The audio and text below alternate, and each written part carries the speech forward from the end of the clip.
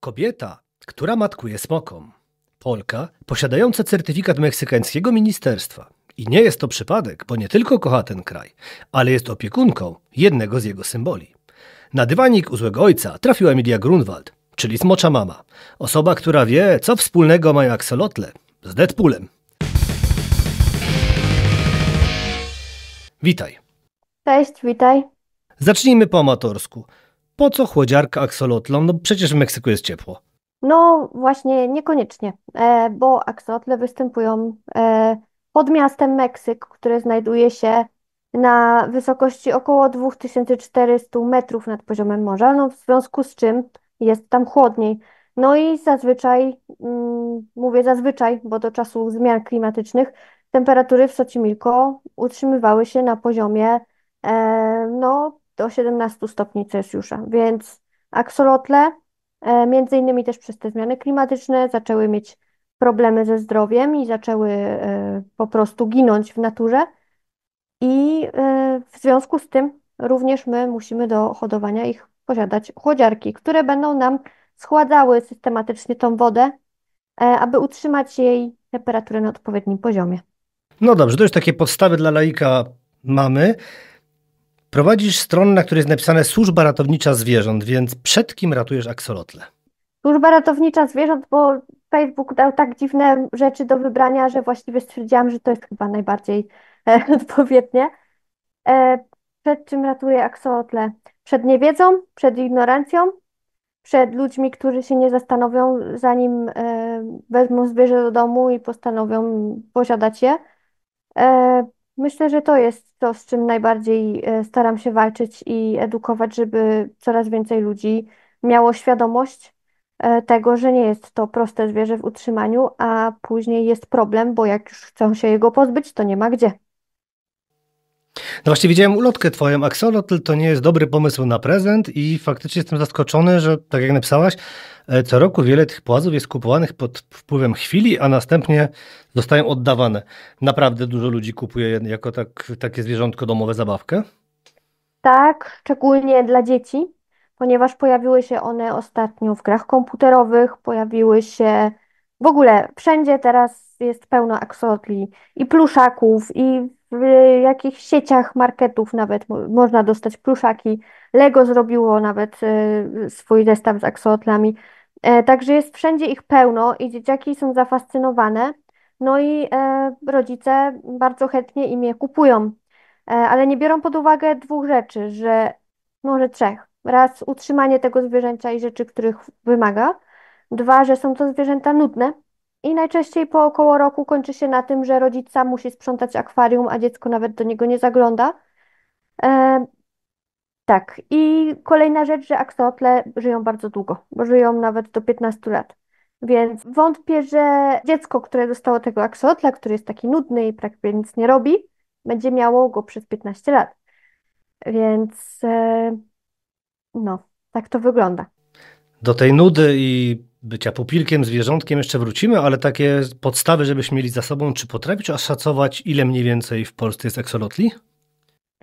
E, Właśnie przygotowując się do tego pytania, zajrzałam na naszą grupę, na której jest 7565 członków i przynajmniej połowa deklaruje posiadanie przynajmniej dwóch aksolotli, O, więc myślę, że jest około takich, co możemy powiedzieć, że wiadomo, jest przynajmniej 7000.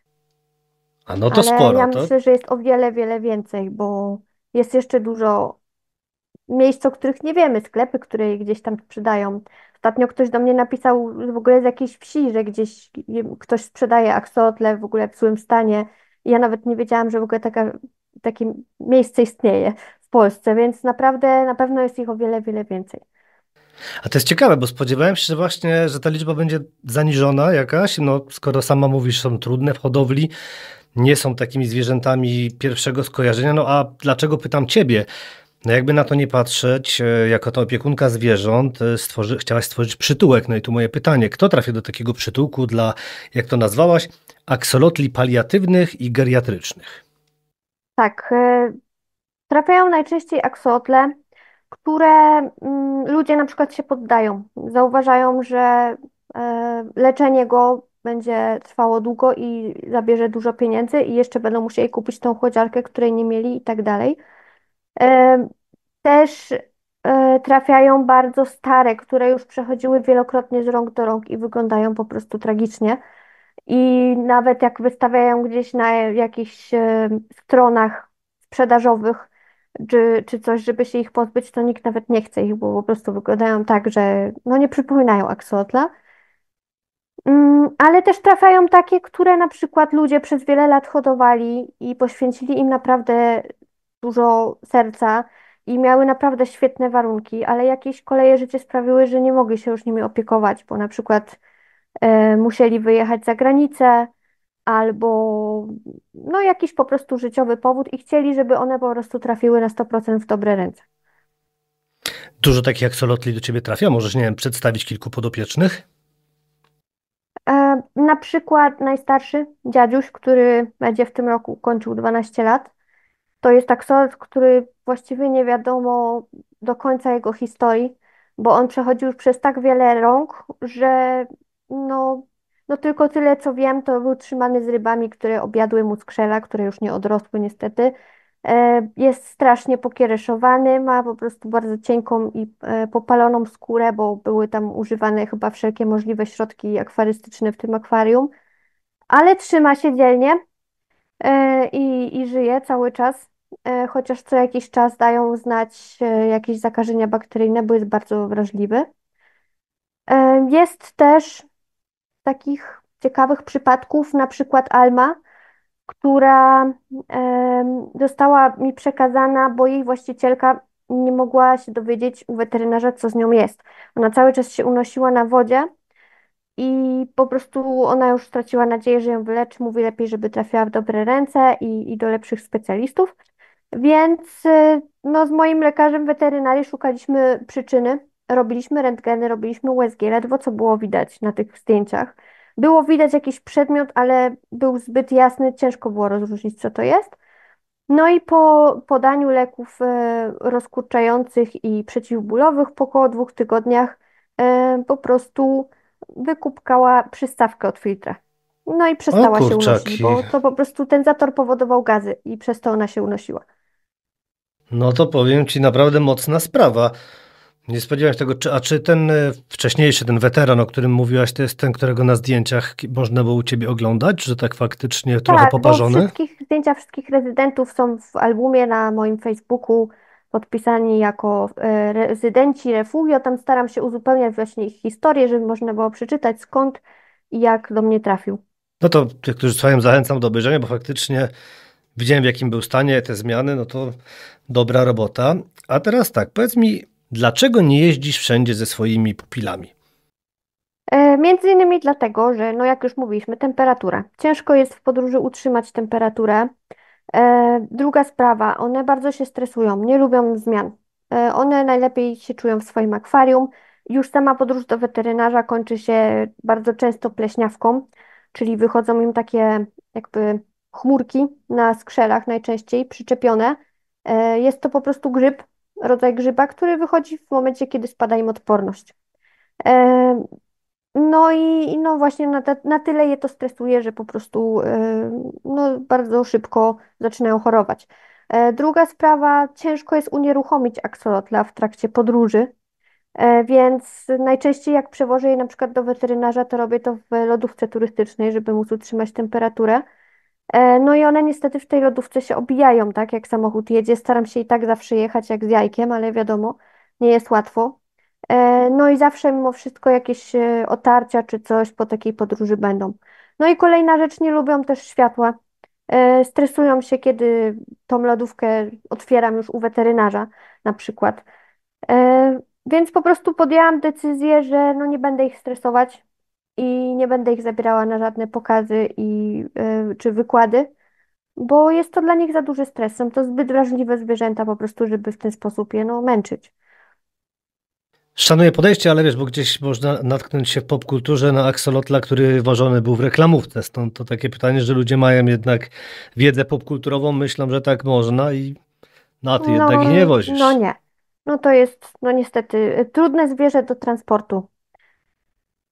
Dobrze, a jak to jest, powiedz mi, matkować smokom? Jest to w sumie dziwne, bo, e, bo to jest tak, że ja wiem, że one są, bo to nie jest pies czy kot, który przyjdzie sprawdzić, czy siedzę w pokoju i sobie pójdzie dalej, nie? Tylko to są zwierzęta, które no właściwie też zwracają na mnie uwagę, bo one nauczyły się już jak chyba mojego wyglądu, kim jestem i że to jestem ja. Jak podchodzę do akwarium, to niektóre na przykład podpływają, o ile to jest oczywiście wieczór i nie są pochowane po kątach. Em, Są to zwierzęta, z którymi jest bardzo mało reakcji, takiej interakcji. Największa interakcja to jest podczas sprzątania, kiedy niektóre ciekawki się pchają do mojej ręki, żeby sprawdzić, czy to jest takie ciepłe tam w akwarium nagle. Em, Albo po prostu, kiedy są głodne i około północy zaczynają wychodzić wszystkie naprzód akwarium się gromadzić, dając mi sygnał, że no mama da jeść, nie? No i wtedy trzeba im dać jeść. No i to jest tak naprawdę tak to wygląda. No i mimo, że one nie dają mi jakichś wielkich interakcji, no to wiem, że trzeba o nie dbać i że muszą mieć te swoje warunki i czysto, więc no to jest takie, jakby to powiedzieć, nawet nie nazwałabym tego matkowaniem, no bo jednak matki to mają 24 godziny na dobę na głowie te dzieciaki, nie? A ja tutaj mogę, nie wiem, wyjechać na wakacje, dać siostrze przepis, jak ma je karmić i to wszystko, tym bardziej, że to są zwierzęta, które jedzą 2-3 razy w tygodniu góra. Więc, więc to jest, no i jest z jednej strony łatwe i można powiedzieć proste pod tym względem, że jak już wszystko jest zapewnione, to jest ok, ale z drugiej strony jest trudne i wymagające, kiedy trzeba podmienić tą wodę i nalatać się z wiadrami, e, albo jeździć przez tydzień z jednym do weterynarza, bo się rozchorował. Więc no to jest takie dziwne. Ale dobrze rozumiem, że pory karmienia wypadają zawsze w nocy, że to nie jest tak, że ty sobie wrzucasz w ciągu dnia jedzenie i idziesz spać, tylko że jesteś przy tym, gdy one spożywają. No zazwyczaj tak, bo ja mam je u siebie w salonie, więc ja jestem takim trochę nocnym markiem, właśnie ze względu też na moją neuroatypowość i moją część ADHD mam tak, że wieczorem mam zazwyczaj zrywy energetyczne. Albo do późnej nocy lubię sobie coś oglądać i wtedy po prostu widzę, jak one chodzą tam sobie, człapią i jedzą, nie? Więc zazwyczaj tak, przy karmieniu jestem, a czasami no jak już padam, jakby kolokwialnie mówiąc na pysk, to po prostu im to żarcie rzucę i idę spać. O tych interakcjach i teraz wróćmy też do tematu pupili, bo no jednak ludziom się kojarzą pupile, takie zwierzątka domowe z kotami, psami, że można na ręce, można głaskać, chodzić z nimi. No aksolotli raczej nie powinno się głaskać i raczej z tego co kojarzę nie powinno się brać na ręce. No ale tobie taki układ odpowiada, bo już tutaj padło jedno słowo o tym dlaczego. Czy możesz to rozwinąć? Czy, że dlaczego nie brać na ręce, czy dlaczego mi odpowiada to, że... Nie, czyli dlaczego ci ogólnie, właśnie chciałem najpierw zacząć od tego, że dlaczego ich nie powinno się brać na ręce, ale to już Mhm, tak mniej więcej powiedziałaś o tej delikatnej skórze było, więc dlatego tak mówię, tak. powiedzieć, że no No i fakty, czy się bierze, temperatura, czy nie? nie? No Jednak one właśnie. są zwierzętami zmiennocieplnymi, ich temperatura ciała do 17 stopni Celsjusza, jeśli tyle mamy w akwarium, a my mamy jednak 30 około 7, więc to troszeczkę jest dla nich niekomfortowe, nie? No, czyli mamy pewność, że brać się nie powinno na ręce, więc nie są klasycznymi pupilami, ale no i tutaj właśnie przechodzimy do tego pytania, że tobie to chyba jednak nie przeszkadza, że nie musisz cały czas ich głaskać. Nie, bo ja mam tyle innych zwierząt w domu, że jak chcę pogłaskać, to mam 5 kotów No i właśnie, to zawsze inna któryś rzecz. przyjdzie, tak. Bardziej chętna do wyjścia na rękę jest też salamandra, którą mam w terrarium. E, ale też za bardzo jej nie drażnię, raczej nie, staram się jej nie przeszkadzać oprócz karmienia i sprzątania. Ale tak, no jak mam ochotę pogłaskać jakiegoś kudłatego stwora, no to moje koty są bardzo chętne do tego zawsze. No tak, ale właśnie widzisz, no nie planowałaś zwierząt, co ja mówię, nie planowałaś brać aksolotli po to, żeby je głaskać, tylko po to, żeby im pomagać, a ludzie no jednak jak chcą te pieszczochy mieć, to no w innym celu. No dokładnie, no u mnie zresztą to posiadanie aksolotli już troszeczkę zmieniło swoją postać. Bo co innego jest posiadać piękne akwarium pełne zadbanych roślin i w ogóle pięknych widoków i 2-3 aksolotle, a co innego jest posiadać ich kilkadziesiąt i akwaria przystosowane na tyle, żeby spełniały swoją po prostu swoje zadanie odnośnie zachowania odpowiednich parametrów wody dla nich i zrobione tak, żebym mogła wszystkie dobrze oglądać, bo wiadomo, przy takiej ilości ciężko jest czasami zauważyć, że któremuś na przykład coś jest. Więc u mnie na przykład w akwariach nie uświadczy się pięknych aquascapingowych wystrojów, które na początku takie były, owszem, jak jeszcze nie planowałam tworzenia przytułku dla aksolotli, tylko miałam je hobbystycznie tak typowo, żeby było ładnie. Teraz jest to już troszeczkę inny level i bardziej bym powiedziała, że to jest taki, no właśnie przytułek, w którym się po prostu dogląda i dba o te pupile, żeby no uświadczyły godnego życia po tym, co przeszły. A ilu masz tych podopiecznych? W tym momencie 36. No to mocno, mocno średnią zawyżasz. No tak. No jest ich sporo.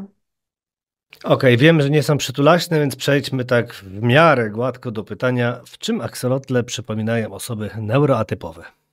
No przede wszystkim nie lubię zmian temperatur. To też to jest też jest to, że one nie wyczuwają na przykład jak jest im za gorąco, jak ta temperatura stopniowo rośnie. Ja mam tak samo. Ja potrafię chodzić w kurtce jak jest upał i ludzie mi mówią, ale czemu ty tej kurtki nie zdejmiesz? Bo ja sobie na przykład nie uświadamiam, że jest mi za ciepło. Nie lubią zmian, lubią przebywać w swoim środowisku dobrze znanym. Nie lubią zbyt jaskrawego światła, bo też je stresuje. Nie lubią też towarzystwa innych zwierząt, oprócz innych aksolotli, które je rozumieją. No cóż, by jeszcze dodać, nie lubię za dużego skupiska, czyli jak jest za dużo aksolotli, to też szczególnie u młodych aksolotli, najczęściej się to kończy kanibalizmem. Może osoby neurotypowe się nie zjadają nawzajem, ale jak jest za dużo ludzi, to też się nie czują dobrze. Mm, Na aksolotle też są zwierzętami, które nie mają słuchu, w sensie nie słyszą, ale czują bardzo dobrze drgania wody. Jak na przykład ktoś podchodzi do akwarium albo jak włączy głośniej muzykę, to one automatycznie zaczynają się płoszyć. Też nie lubią za głośnej muzyki. To mnie zaskoczyłeś z tą muzyką. No dobrze, ale skoro już tak na chwilę przy tym temacie neurotypowości jesteśmy, to chciałem wrócić do Twoich studiów, bo wiem, że jesteś techniczką weterynarii, Tak. ale jak kiedyś byłaś, no ze względu na swoje cechy osobowościowe nie skończyłaś studiów. To co studiowałaś? Czy chciałaś coś też w związku z aksolotlami? Chciałam studiować zoofizjoterapię, czyli Mhm. innymi słowy rehabilitować zwierzęta w urazach, z problemami, ale tak trochę się rzuciłam na głęboką wodę z tym, myśląc, że sobie poradzę, ale ja niestety od zawsze byłam osobą bardziej humanistyczną.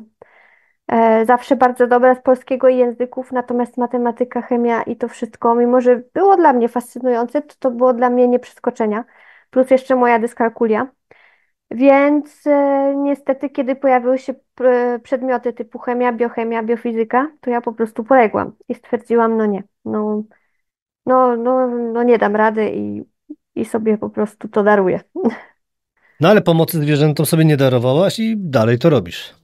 Tak, tak. Dalej poszłam w ogóle w zoologię. Zaczęłam rozwijać się w branży zoologicznej. Pracowałam w wielu ciekawych miejscach i to jakby wszystko się razem łączy. I generalnie, mimo że nie skończyłam studiów, jestem zadowolona z tego, co robię i w którym miejscu jestem i nie czuję się jakoś gorzej przez to, że nie mam studiów. Zresztą w każdym miejscu, w którym pracowałam, pracowały ze mną osoby, które są po studiach, a ja tych studiów nie mam i, i jakoś nie widzę tutaj jakichś wielkich różnic. Nie miałem żadnego zamiaru, żeby tutaj, wiesz, zrobić, żebyś się czuła gorzej. Po prostu chciałem spytać, bo wiem, że właśnie Nie, chodziło bo mi niektórzy bardziej, tak wiesz... myślą, że jak nie ma studiów, to już. Nie, mi właśnie bardziej chodziło o tę twoją wytrwałość, że skoro nie jedną stroną, to poszłaś dalej i tak pomagasz tym Mhm, zwierzakom jako technik, wiesz, żeby to pokazać, że no właśnie te studia nie są do tego konieczne. tak. Można po prostu tę pasję w zupełnie inny sposób rozwijać. Ale powiedziałeś o pracy w sklepach, to powiedz mi, czy często musisz pouczać właścicieli sklepów, jak obchodzić się z aksolotlami? Oj, bardzo często. Ale to też zależy, bo są sklepy, do których wchodzę i zaraz sprzedawcy, patrzcie, smocza mama, naprawdę mnie rozpoznają i ja jestem po prostu w szoku wtedy. Ale są też tacy, najczęściej są to nowe sklepy, które się otwierają, postanawiają mieć coś z akwarystyki i zawsze biorą aksolotl, no bo to przyciągnie uwagę, nie? No i z takimi ludźmi jest najtrudniej, bo oni mają nie dość, że małą wiedzę w ogóle akwarystyczną, to są jeszcze nastawieni na sprzedaż, więc w ogóle im przedstawienie faktów to jest jak kopanie się z koniem. No, czasami nie ma sensu, już sobie po prostu daruję. Bo na przykład wiem, że te axolotle, co mają na wystawie, to już widzę w jakim są stanie i wiem, że daje im góra 2-3 tygodnie, więc nie ma nawet sensu otwierać japy do tego człowieka. Ale to faktycznie już nie da się ich odratować, bo tam kiedyś pokazywałaś zdjęcia tych, które się wręcz unosiły, bo ogony je Mhm. ciągnęły do góry. No nie, no bo najczęściej te osoby nie chcą nic zrobić. One wiedzą najlepiej i nie, i wszystko jest okej. Więc ja stwierdzam, że już może to brzmi brutalnie, ale lepiej, żeby im te aksolotle padły i więcej ich nie brali na sklep, niż żeby nawet je odkupić albo nie wiem, no cokolwiek zrobić, żeby je zabrać, bo najczęściej oni nie chcą oddawać za darmo, nie? No bo to jest dla nich towar, przecież jakim cudem będą oddawać za darmo. Więc no stwierdzam, że nie ma sensu po prostu. Chyba, że widzę, że naprawdę jest to osoba, która jest ciekawa i się zaciekawia po prostu, jak podejdę i zwrócę uwagę. Ale jak widzę, że jest to osoba po prostu taka zamknięta, no to szkoda mi tracić czasu już po prostu. Kiedyś bardzo o to walczyłam, a teraz już mam naprawdę, poświęcam czas tam, gdzie trzeba. Tam, gdzie widzę, że jest szansa coś zmienić albo zrobić. No, skądinąd no słusznie, no skuteczniej przynajmniej, ale tak teraz powiedzieć o tym, że są towarem, że ludzie patrzą na to, co się opłaca, co jest popularne, to może wytłumaczysz mi ten fenomen tych fałszywych obrazów, gigantycznych aksolotli, które są generowane przez sztuczną inteligencję, bo to co jakiś czas też wraca i u ciebie już widziałem, więc postanowiłem spytać. No to nie tylko sztuczna inteligencja, ale jak się pojawił Minecraft, to jak nagrywałam filmiki na TikToka, to miałam bardzo dużo pytań, a czy istnieją faktycznie niebieskie aksolotle, no bo w Minecrafcie są niebieskie i zielone, nie? O, Także to nie pierwszy raz, kiedy ludzie wierzą w tak zwanego fejka. E, A co do tych zdjęć, no to po prostu ludzie muszą się jeszcze dużo nauczyć rozróżniania po prostu i przede wszystkim szukania dobrych źródeł i u źródeł, bo jakby ktoś sobie wyszukał jakieś informacje na temat aksotli, to zobaczyłby, że nie przekracza ich wielkość 30 centymetrów, a największy płas to jest salamandra żyjąca w Azji, która no nie wygląda jak aksotl, ale można powiedzieć, że jest dalekim krewnym jego, więc no to jest, nie wiem, mm, nie chcę tu nikogo obrażać, ale no nie tylko ja zauważyłam, że to jest fake, bo też ludzie, nie wiem, na przykład u mnie w pracy pokazywałam koleżankom, no to one od razu stwierdziły, że według nich to nie wygląda jak axolotl, a nie widziały, nie no, widziały raz na żywo, bo przed weterynarzem zabrałam ze sobą, ale no nie mają styczności z nimi na co dzień, a widziały od razu, że to fake, więc no to zależy, mi się wydaje, od doświadczenia może w internecie ludzi, od inteligencji, nie wiem. no i tego, w co chcemy wierzyć. No jak ktoś chce wierzyć, to uwierzy po prostu. No dokładnie. I teraz patrz, jak przejdę, bo niektórzy wierzą w magię, a skoro przy magii jesteśmy, to jak to z tym przeobrażeniem aksolotla jest? To jest magia czy przekleństwo? No to jest dla nich przekleństwo, bo u tego gatunku to nie występuje naturalnie. Aksolotle nigdy się nie przeobrażają i jeśli to nastąpi, to kosztuje je bardzo dużo stresu i nerwów i w ogóle zdrowia, bo to jest cały proces zmiany ciała, to nie jest tylko wyjście z wody. To jest cała zmiana czaszki. To jest na przykład rośnie im język, bo aksolotle nie posiadają języka. O, no, Mają no bardzo tak. krótkie takie płytki keratynowe, dzięki którym e, no, ten pokarm jakoś rozdrabniają, ale nie mają zębów, więc może nawet nie rozdrabniają, te płytki im bardziej pomagają chwytać po prostu ten pokarm, żeby go połknąć. No a salamandrom rosną już takie po prostu większe te wypustki, właśnie ten język, którego nie mają. Rosną im powieki, których też aksolotle nie posiadają. Zanikają płetwy grzbietowe, zanikają błony pławne między palcami. No całe ciało się zmienia łącznie z układem pokarmowym, ze wszystkim. Więc salamandry innych gatunków są do tego świetnie przystosowane i to jest dla nich takie jakby jasne, że one to będą robić w życiu. I na przykład dlatego między innymi salamandry robią to przeobrażenie jeszcze przed osiągnięciem dojrzałości płciowej, bo to jest kolejny etap w życiu, który kosztuje organizm wiele energii. No, więc no jest to proces bardzo trudny, ciężki dla aksolotla, który nie, od początku genetycznie jakby nie jest do tego biologicznie dostosowany. No więc jak już do tego dojdzie, no to najczęściej one żyją bardzo krótko. Warto też wspomnieć, że jako pierwsza miała przeprowadzić takie przeobrażenie Polka, prawda? Laura Kaufman. Tak, Laura Kaufman w Krakowie na uniwersytecie i ona podawała, co to było? Tarczycę kurze aksolotl do jedzenia. O, no to oryginalnie. Czy jakiś wyciąg z nich i teraz już dobrze nie pamiętam, ale wiem, że to było coś z kurzymi tarczycami, no bo one się nie przeobrażają ze względu na to, że po prostu ich organizm nie produkuje tyrozyny, tyroksyny Tyroksyny chyba, tak, tak. i przez to się nie przeobrażają. Tak, no i pierwsza właśnie przeobraziła je Polka, a teraz już właściwie nie trzeba nic robić, bo ileś tam lat temu Amerykanie postanowili skrzyżować aksolotla meksykańskiego z salamandrą tygrysią, żeby sprawdzić, czy uda im się osiągnąć osobniki albinotyczne i na ileś tam poprawić genetykę tych aksolotli, które już i tak były bardzo ze sobą spokrewnione. No i udało im się to, ale niestety w dalszych pokoleniach coraz częściej zaczęło się przeobrażać, bo salamandra tygrysia normalnie się przeobraża. I dlatego teraz zdarza się, że zwykły, że tak powiem, aksolotl kupiony w sklepie nie jest nic dziwnego, że nagle zaczyna się przeobrażać. No bo właśnie zastanawiam się, skąd te przeobrażenia się biorą, bo piszesz czasami i informujesz, że któryś zaczął, że któryś się przeobraża i byłem ciekaw, co stoi za tą zagadką, więc cieszę się, że No po prostu geny. no dobrze. To teraz pójdźmy dalej. Skoro wiemy, że te aksolotle powinny być teoretycznie z Meksyku, to jak to w ogóle możliwe, że jeden z symboli tego kraju no, jest tak bliski wyginięcia? Mm, Powiem tak, no rząd Meksyku, korupcje, kartele, to wszystko jest jedna historia, że tak powiem. Em, Mimo, że tereny Xochimilco są objęte ochroną UNESCO, to rząd Meksyku jakoś specjalnie nie stara się ich chronić. Jedyne, co je ratowało zawsze, to były wysepki tworzone jeszcze od czasów Azteków, na których uprawiało się warzywa, owoce, kwiaty. I one stanowiły jakby taki naturalny filtr tego Xochimilco.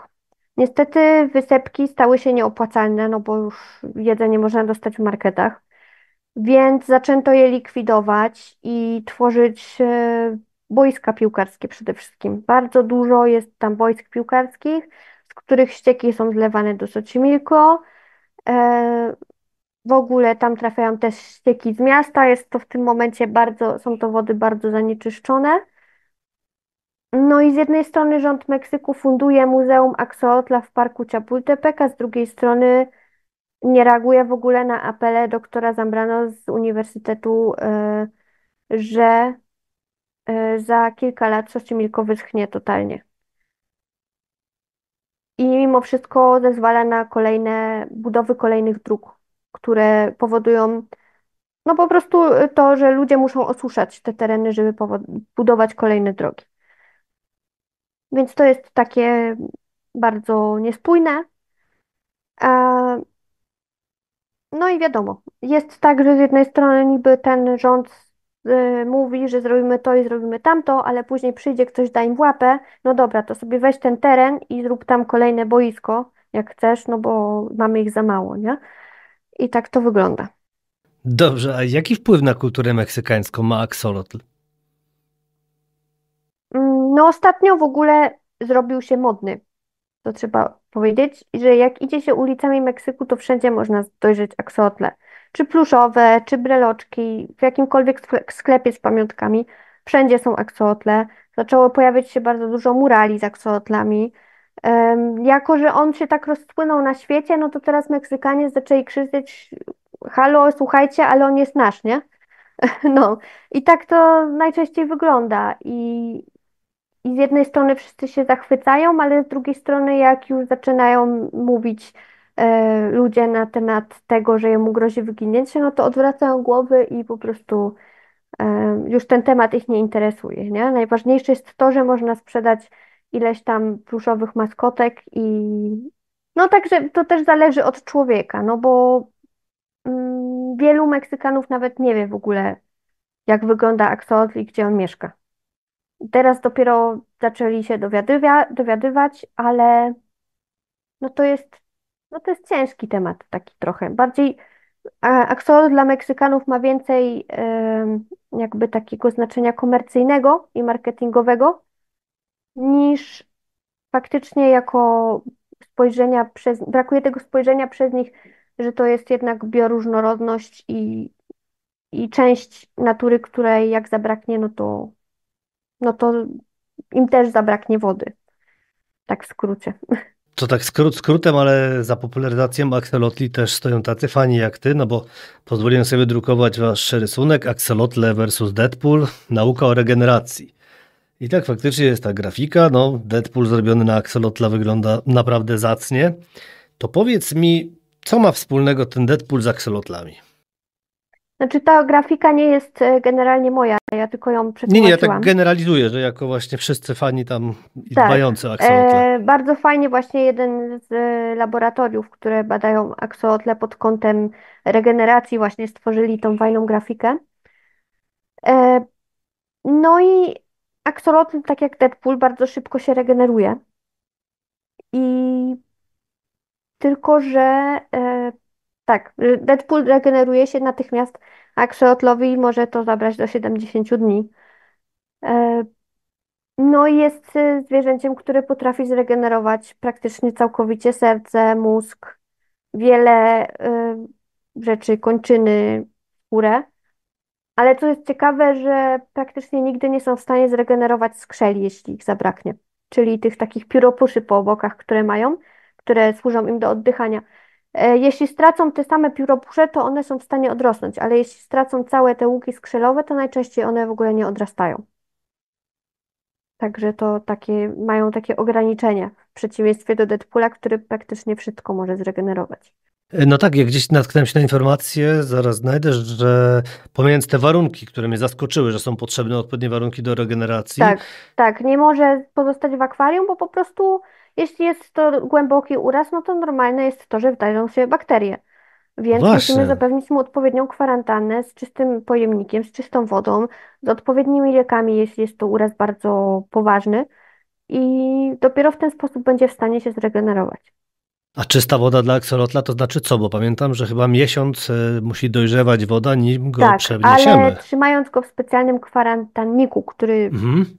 aksolotliarze nazywają tubing, polega to na tym, że każdego dnia wymieniamy tą wodę, żeby właśnie nie gromadziły się związki azotu, które normalnie gromadzą się, gdy woda zaczyna dojrzewać, ale my tutaj do tego nie dopuszczamy i żeby uniknąć jak najwięcej drobnoustrojów czy produktów przemiany materii i tak dalej, różnych innych rzeczy, które mogą powodować rozwój bakterii, po prostu tą wodę wymieniamy codziennie w 100%. Dobrze, no i właśnie do czego jeszcze zmierzam? Podobno kończyna tylko do 5 razy odrasta. Tak mówią naukowcy. Ja sama tego nie przetestowałam. No, byłoby to E, trudne. Zazwyczaj u mnie, jak trafiały do mnie aksolotle, to tylko raz im coś odrastało, no bo później już nie musiały walczyć o jedzenie albo o życie z rybami, więc no tylko u mnie doświadczyłam tego odrastania raz u każdego, który do mnie trafił z czegoś brakiem. I to efektowne to jest faktycznie, czy to taki proces powolutku trwa, bo wiesz, no nigdy nie obserwowałem. Bardzo powolny, bardzo powolny. Właściwie dopiero za jakiś czas widać, że to kończyna na przykład odrosła. Najczęściej odrasta w ogóle mniej ładna niż była. Może się pojawić więcej palców, No, mm, mogą się pojawić różne komplikacje. No zależy też ile razy już odrastała. No mam aksolotla, który na przykład chyba 3 razy miał nogi zjadane przez karasie, z którymi chłopak go trzymał. No i jak za tym trzecim razem, to już mi go oddał, no więc mu nóżki odrosły bardzo krótkie, z takimi śmiesznymi, krótkimi paluszkami, ale ważne odrosły. Co za boroczek. Powiem ci, no No. ale jak tak mówisz teraz o karasiach, to nie wiem, do karpi i tilapi też jesteś jakoś wrogo nastawiona? E, Ze względu na to, że są to gatunki inwazyjne, tak. E, Ze względu, jakby to powiedzieć, mm, jeśli chodzi o zjedzenie ich, to okej. Chociaż nie należą to do najlepszych ryb, jeśli chodzi o smak. Ale no tak, są to ryby, które są bardzo inwazyjne nie tylko w Meksyku, ale przede wszystkim są jednym z powodów, przez które aksolotlom grozi wyginięcie, bo w latach 70. rząd Meksyku postanowił wpuścić je do Xochimilco, żeby pokazać ludziom, że no słuchajcie, zarabiamy wam tutaj wody, żebyście mieli co jeść, ale nie pomyśleli, że te ryby będą zjadały młode aksolotle, ich skrzek i spowodują bardzo duże straty w naturze. No to też właśnie często ludzie nie przemyślą, co gdzie wrzucają, ale no jakoś jak usłyszałem, że to te tilapie, aksolotle, widziałem te klateczki, które nakładaliście, to żeby je Tak, chronić. Jeśli możesz to przybliżyć, bo ja dokładnie nie pamiętam, jak one się nazywały, ale że wiem, że w wodzie te biedne aksolotle musiały być pod klatkami. tak, tak. W tym kamieniołomie, w którym hodują je, to są aksolotle właściwie pochodzące z Xochimilco. I w tym kamieniołomie odkryli, że są bardzo dobre parametry wody, żeby je rozmnażać, ale niestety okazało się, że tam również obecne są karpie. I przez jakiś czas był tam jeden z doktorów, który badał ryby karpiowate i on bardzo dużo ich odławiał stamtąd i bardzo fajnie kontrolował ich populację, dążąc do pozbawienia po prostu pozbawienia kamieniołomu ich obecności. Ale niestety doktor ten zmarł parę lat temu na COVID i no, nie udało się już nikomu więcej tak dbać o to miejsce, dlatego też doktorowie z uniwersytetu postanowili hodować taksotle w tych takich siatkowanych klatkach, żeby miały możliwość rozmnażania się w jakby naturalnym środowisku, ale też żeby nie zostały zjedzone. Teraz powiedzieć o koronawirusie, a z tego co pamiętam, to koronawirus pomógł ci w spełnieniu marzeń. Mogłaś zrobić kurs Jopor una ajolote, dobrze mówię? To był kurs organizowany przez Jopuru na Holotę. To była właściwie pierwsza organizacja, którą poznałam szukając informacji o aksolotlach. Jest to ona założona przez grupę kilku chłopaków właśnie studiujących na biologię na UNAM w Meksyku. No i oni pierwsi organizowali taki faktycznie merytoryczny kurs, który posiadał bardzo dużo informacji, bardzo ciekawych i takich, których już jeszcze wcześniej nie słyszałam. Bo jest też, trzeba zaznaczyć, że w Meksyku w ogóle jest moda na kursy i tam każde axolotlarium, czyli hodowcy, którzy je rozmnażają, mają swoje kursy, ale jednak to są ludzie, którzy po prostu pewnego dnia kupili sobie axolotle i stwierdzili, że chcieliby je rozmnażać i sprzedawać, no bo to jest teraz fajny biznes w Meksyku. No a oni właśnie pomagają doktorom ratować te w naturze i bardziej patrzą na nie pod kątem biologicznym, takiego typowego biologa, przyrodnika, niż hodowcy, sprzedawcy. Więc to była w ogóle historia niesamowita dla mnie, bo ja wtedy byłam na etapie powracania do nauki języka hiszpańskiego. Więc ja sporo już tam rozumiałam, bo ja w ogóle z tymi chłopakami już wcześniej nawiązywałam kontakt, wypytywałam ich o różne rzeczy.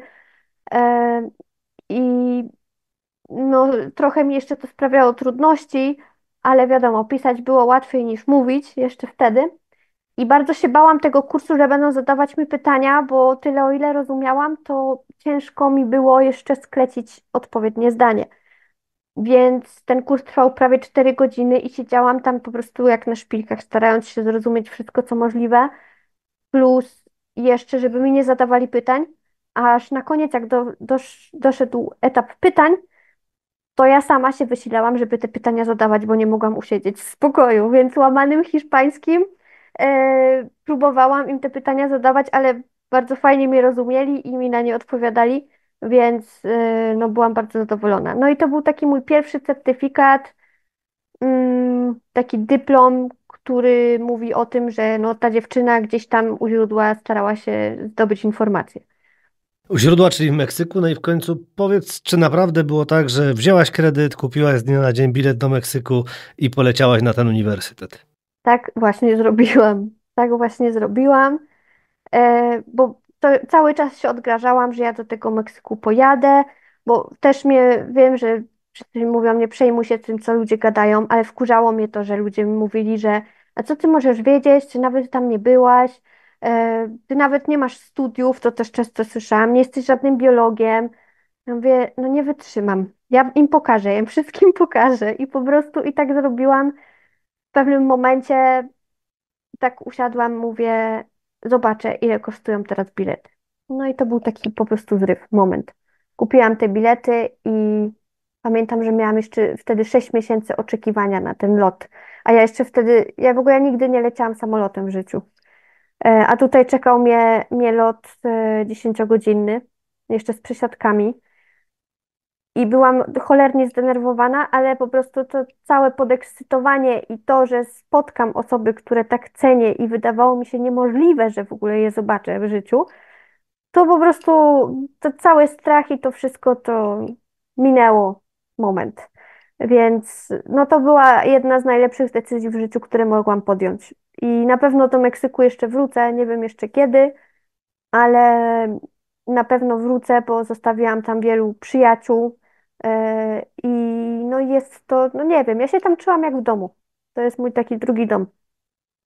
Nie no, pięknie, tak od razu z motyką na słońce się porwać, żeby taki długi lot. No to powiedz mi, co było pierwsze, miłość do Meksyku czy miłość do aksolotli? No to jest ciekawe pytanie, bo już kiedyś trochę się interesowałam Meksykiem.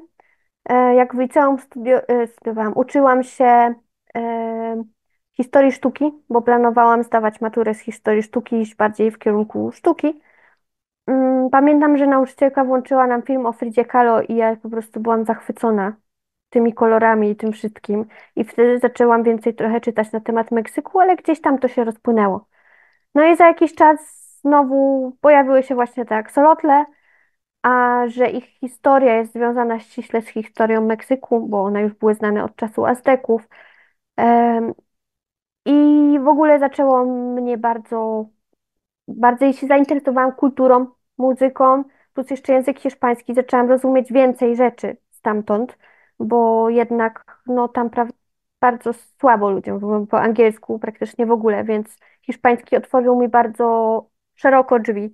Jeszcze warto zaznaczyć, że zanim w ogóle poleciałam do Meksyku, to już tutaj zdobyłam bardzo dużo przyjaciół Meksykanów mieszkających w Polsce, w moim mieście i właściwie obecnej chwili mam więcej przyjaciół z Ameryki Łacińskiej niż z Polski tutaj. Ale no i to mi też bardzo pomogło, bo oni mnie bardzo fajnie przygotowali do tego wyjazdu, powiedzieli mi, jakie są realia, na co uważać, na co nie i tak dalej.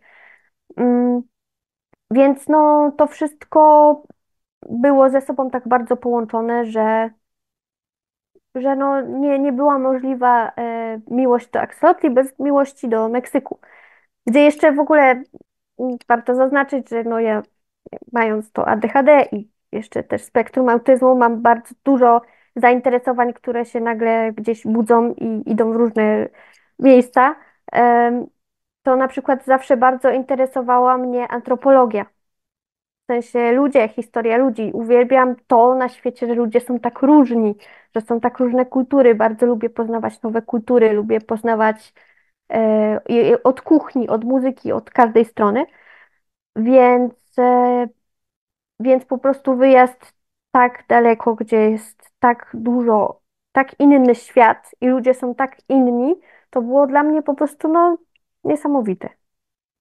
Tak, rozumiem, że była Frida, to La Chungę mogłaś ominąć, ale za każdym razem mówisz teraz sztuka, muzyka, kultura, to. Tak, Lachunga też oczywiście, bo to wszystko ewoluuje po prostu. To wszystko tak ewoluuje, że teraz jestem na etapie poznawania Hiszpanii, do której miałam wielki uraz, No jak się dowiedziałam, co właśnie, Hiszpanie zrobili Meksykanom. ale ja chciałem przeżyć ci wejdę w zdanie, bo chodzi mi o to cały czas, że mówisz kultura, sztuka, muzyka, kultura, sztuka i nie ma nic o tańcu, a ja wiem, że to akurat Tak, flamenko. że tańczę flamenko też. No właśnie. E, także no to wszystko się obraca wokół zwierząt i Ameryki Łacińskiej, no plus Hiszpanii.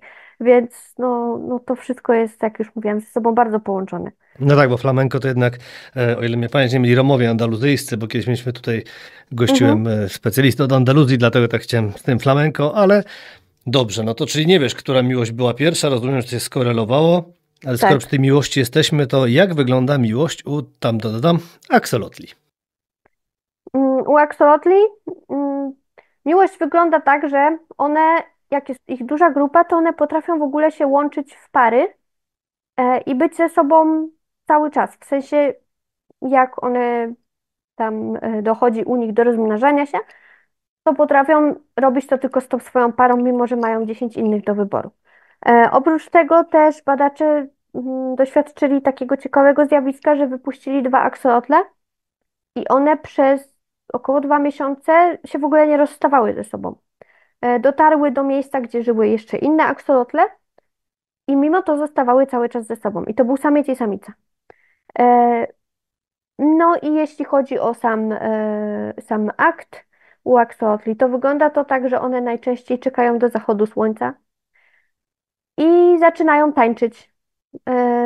Samiec zaczyna tańczyć wokół samicy, zaczyna ją szturać po boczkach pyszczkiem, po czym zostawia takie śmieszne stożki, które się nazywają stożki spermowe i wyglądają jak galaretka takie małe wulkaniki z takim kropeczką u góry. No i właśnie u aksolotli nie wygląda to jak u innych zwierząt, że tam kopulują tylko po prostu ten samiec zostawia te stożki i samica po prostu przechodzi za nim i je po prostu wciąga do środka. No i tam już czekają w jej brzuchu oocyty, które w ten sposób są zapładniane przez te stożki. Powiedz mi, a tę wiedzę to czerpiesz z internetu czy z książek, bo dobrze wiem, że zdobyłaś książkę, na którą, jak to napisałeś, kiedyś mnie nie stać. Tak, teraz już w ogóle mam dużo książek, bo też z Meksyku ze sobą przywiozłam. E, I głównie są to książki po hiszpańsku, więc też czytam, bo to też mi pomaga trenowanie, tak, języka. Ale też z internetu, no bo teraz, no nie ukrywajmy, jest bardzo szeroki dostęp. A jak już ogarnęłam ten hiszpański na tyle, że jestem w stanie normalnie się komunikować, to po prostu też każde źródło, nawet naukowe, nie stanowi dla mnie żadnego problemu. I też szybciej docieram do tych informacji, bo mając teraz w tym momencie tak dużo znajomych, których tam poznałam, tych wszystkich biologów i tak dalej, to jak oni rzucą coś u siebie na tablicę, nowe badanie, nie wiem, mikrobiota, mikroflora aksolotli na ich skórze, to ja już to mam u siebie i czytam.